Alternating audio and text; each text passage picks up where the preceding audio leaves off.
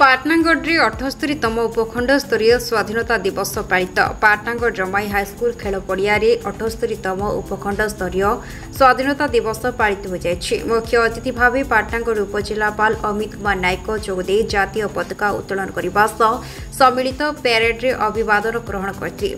प्यारेड्रे 28टी दल अंशग्रहण करते। प्यारेड पर विभिन्न स्कूल छात्र छात्री मानकु नहीं देशात्मक गीत उपरि सांस्कृतिक कार्यक्रम अनुष्ठित होता। स्वाधीनता दिवस अवसर में पाटनागढ़ बीडीओ एनएससी कार्यनिर्वाही अधिकारी तहसीलदार पुलिस मंडल अधिकारी थाना अधिकारी समेत बहु जनसाधारण उपस्थित थे। पाटनागढ़ पाटना समाचार तो प्रथम करी 78तम स्वाधीनता दिवस रे मु समस्त को अभिनंदन और शुभेच्छा जनइबी।